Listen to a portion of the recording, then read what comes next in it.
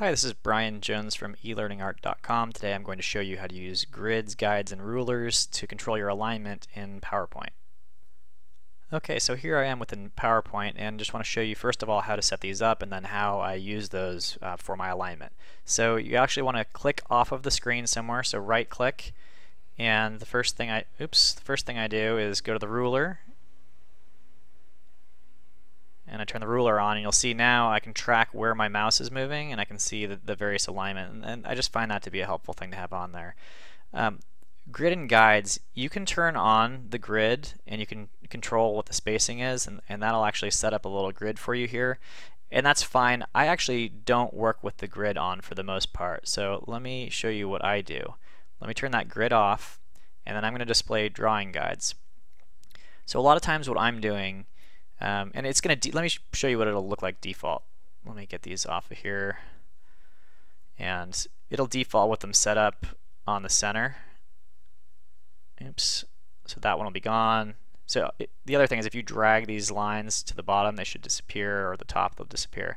It'll come set up at like the 0 and the 0 on the ruler, and that's one of the nice things about having that ruler there. And if you want to then duplicate these, you hold Control, and you can click and drag a new one, and it opens it up.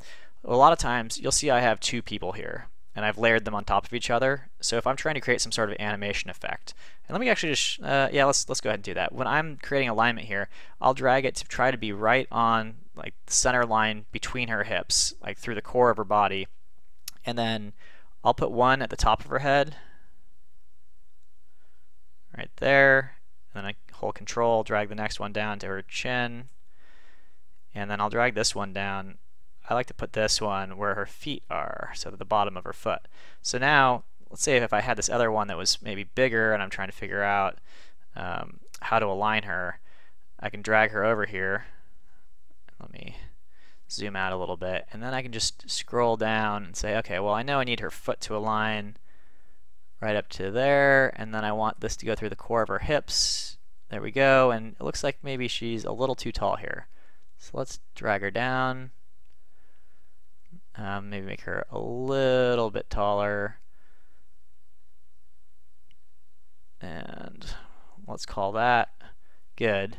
And then I built in an animation effect where I have some appearing and disappearing, and let me just show you what that effect would look like. So I'll do Shift F5 to show you the screen, and then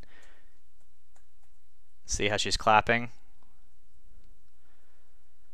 So you can just have fun with alignment. So that's one way you might use alignment. You can use it for objects as well, but that's one of the ways that I like to use it. If you found this video useful, it would mean a lot to me if you could like it on the YouTube version, if that's what you're watching right now. Or you can also click to subscribe to view my other videos if you want to stay up to date with what I come up with. Thanks so much.